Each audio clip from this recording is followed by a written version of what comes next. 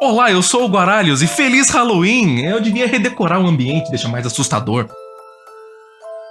Ainda tá faltando alguma coisa. Perfeito. Sabe a única coisa mais assustadora que um jogo ruim? Um jogo pior? Não, quer dizer, às vezes. Jogos mortos, a resposta era jogos mortos. O que exatamente eu quero dizer com isso? Eu diria que um jogo morto pode ser muitas coisas, desde um produto impossível de comprar legalmente até...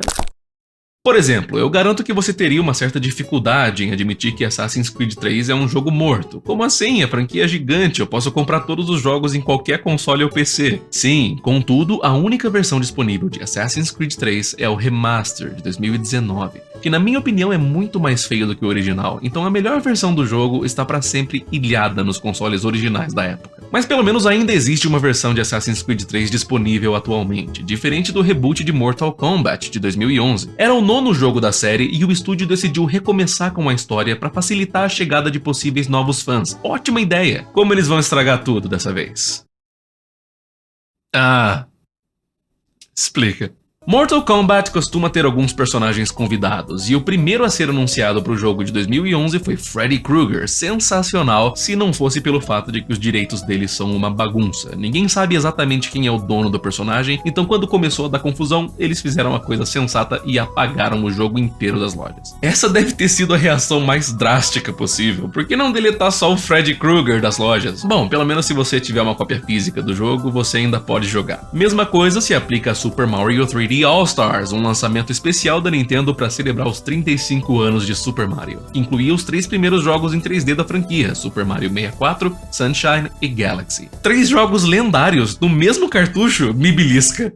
Não desse jeito. A natureza celebratória do lançamento levou um ano para mostrar sua cara feia, mas no próximo aniversário do Mario, a Nintendo parou de produzir os cartuchos e tirou a versão digital das lojas. Agora as cópias físicas custam um olho da cara. Mas talvez as maiores vítimas de desligamento precoce nas lojas sejam os jogos de corrida. Para os estúdios, esses jogos têm uma certa qualidade de descartável, principalmente porque tudo nesses jogos é licenciado, desde os carros que você dirige até as músicas que você ouve. E a parada das licenças é que elas expiram. Tem 2 casos que eu acho particularmente trágicos, por motivos diferentes, mas os 2 jogos se foram por causa de licenças expiradas. Um deles é Driver San Francisco, um jogo da Ubisoft diferente de qualquer outro, porque ele é bom. Nele, o seu personagem principal está em coma, isso não é spoiler, isso é a premissa do jogo, e com isso ele consegue obter controle de qualquer carro no mapa. Você consegue pular entre os carros com a sua consciência e usar isso para bloquear passagens, observar rotas, e às vezes você até vê um pouco do diálogo que estava rolando no carro antes de você chegar. É uma premissa única e eu diria genial, mas por causa de licenciamento, a única maneira de jogar é correr atrás de uma cópia física. Assim como Drive Club, um jogo de corrida exclusivo do PlayStation 4 desenvolvido pela Evolution Studios, e eu realmente acho que esse jogo estava à frente do seu tempo.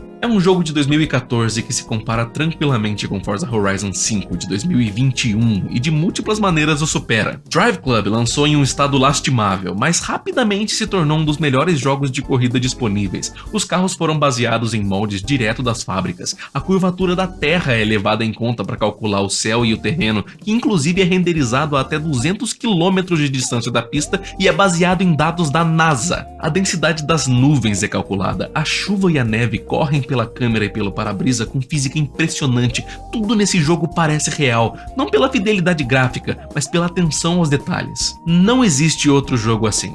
E com o fechamento do estúdio em 2016, provavelmente nunca mais vai existir. Eu só queria uma última atualização pro jogo. Se ele tivesse compatibilidade com o controle DualSense do PlayStation 5, eu estaria satisfeito. Deus sabe quanto dinheiro eu pagaria por isso. Mas, infelizmente, até lá, eu não terei o prazer de jogar Drive Club com os gatilhos responsivos. E por falar em gatilhos, Spec Ops The Line é um jogo de tiros ambientado em uma Dubai pós-catástrofe e é incrível. A história desse jogo é uma análise brilhante dos efeitos morais e psicológicos da guerra. Como um jogador, você é obrigado a tomar decisões muito sinistras para progredir, e é como se o jogo te perguntasse o tempo todo: por que você tá fazendo isso? Você pode parar a qualquer momento. É um jogo genial, que até pouco tempo atrás estava disponível normalmente na Steam, mas provavelmente por causa das músicas ele foi derrubado. É natural, infelizmente quase todo jogo com conteúdo licenciado corre esse risco, mas e os casos onde tudo num jogo gira em torno de uma licença? Mantendo o clima de guerra, em 2011 a SEGA lançou um jogo baseado no filme do Capitão Capitão América. E ela fez isso pra maioria dos outros filmes da Marvel também, mas o único que eu joguei na época foi esse. Eu me lembro que eu amava esse jogo, o Capitão era sem dúvida o meu herói favorito na época. Eu nunca disse que essa época acabou. Não era nada revolucionário, mas era tudo que eu queria. Eu adorava trocar os trajes e lutar contra os vilões menores, e acho que isso era tudo que eu fazia, porque eu nunca terminei o jogo. Hoje ele continua preso nas plataformas da época, o que é compreensível, era só um jogo pra fazer publicidade do filme,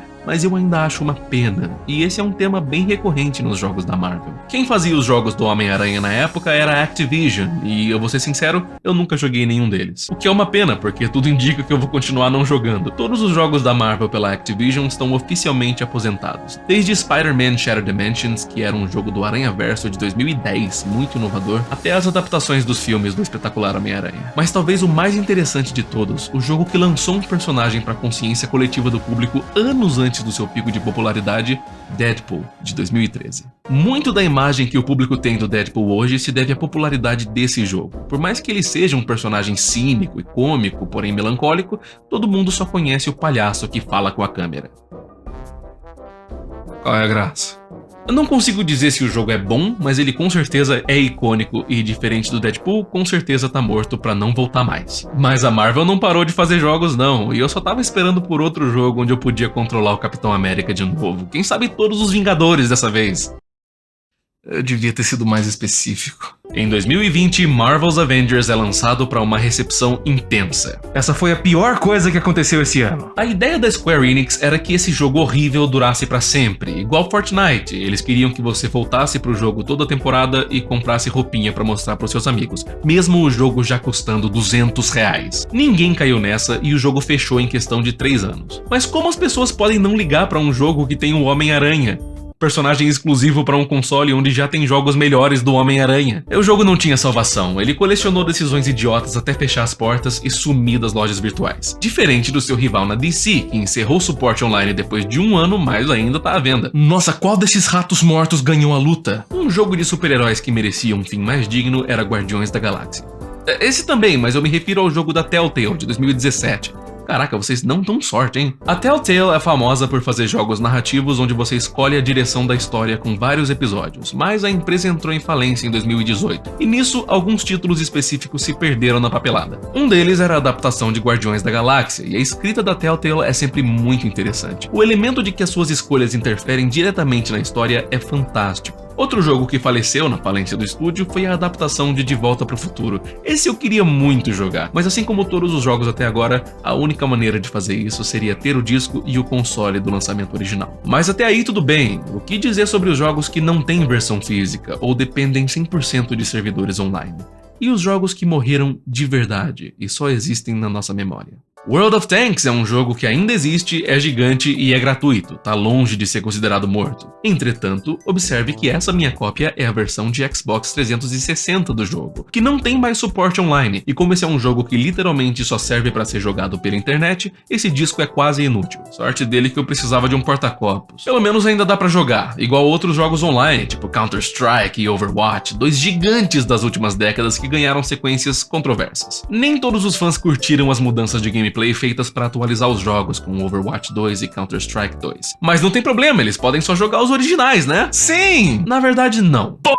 As sequências substituíram as versões originais, então se você não gostou das mudanças, aprenda a conviver com elas. Voltando para os problemas de licenciamento, não é só o Freddy Krueger que tem os direitos bizarros. Outros ícones do terror também têm diversos problemas com a propriedade das marcas. Por exemplo, Jason, de Sexta-feira 13, tinha um jogo multiplayer assimétrico. Assim como Dead by Daylight, um jogador era o monstro e os outros fugiam dele. Eu nunca joguei, mas parece inofensivo. Tem milhões de jogos que tentam copiar o formato básico de DBD, mas esse caso específico foi curioso. O roteirista e o diretor dos filmes começaram uma batalha judicial para decidir quem era de fato dono da franquia. Então, quando a licença do jogo expirou, não tinha exatamente para quem pedir a renovação. Então, em 2023, o jogo saiu das lojas e 1 ano depois perdeu os modos online. Muito similar ao que aconteceu com o jogo de Evil Dead, baseado na série de filmes A Morte do Demônio, que não consegue recuperar o fôlego sem tomar um soco no estômago logo em seguida.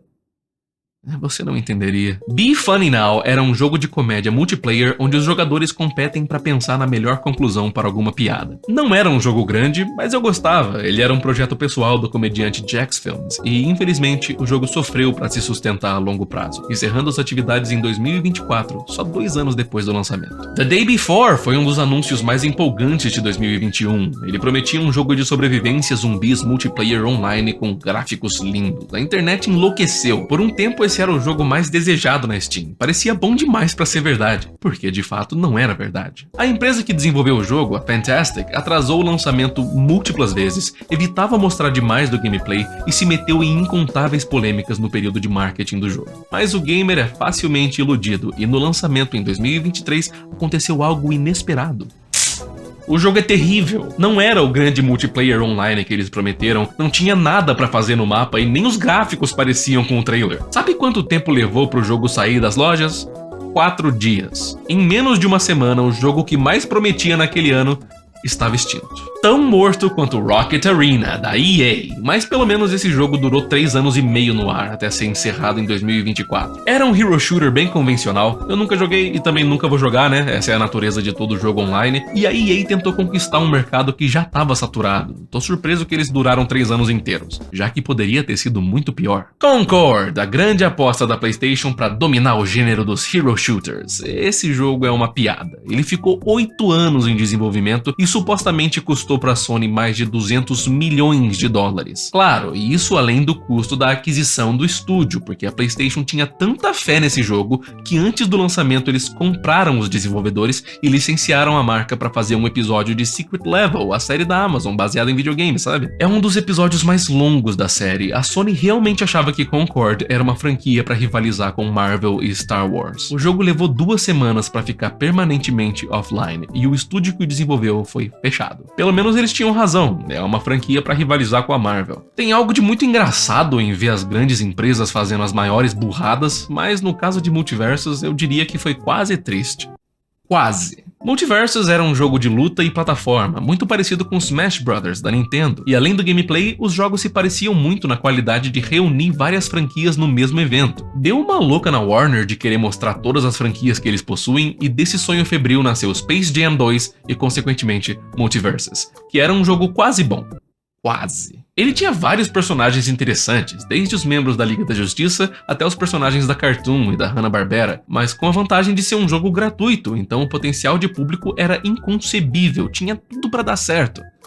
Exceto pelo fato de que era um jogo da Warner. Esse próximo é pessoal. Em 2012 eu tive uma fase muito focada em Doctor Who, a série britânica que se recusa a acabar, e no mesmo ano um MMORPG baseado na série chamado Worlds in Time foi lançado. Eu amava esse jogo. Eu não sei se eu diria que ele é um RPG, tanto quanto ele é um equivalente de Club Penguin pra mim. Eu adorava ter o meu personagem e interagir com os outros jogadores, mas em 2014 o jogo estava morto. Considerando que era um jogo pequeno de navegador baseado em Adobe Flash, é justo que hoje em dia quase não se tenha registro nenhum de Worlds in Time, mas ele foi desenvolvido por um time da SEGA e tinha muita personalidade. Eu sinto falta dessa época da internet, mas, como eu disse, essa é a natureza de todo jogo online. Mas o jogo que sofreu a morte mais trágica possível, que une quase todos os sintomas que discutimos até agora, sem dúvida foi Silent Hills PT.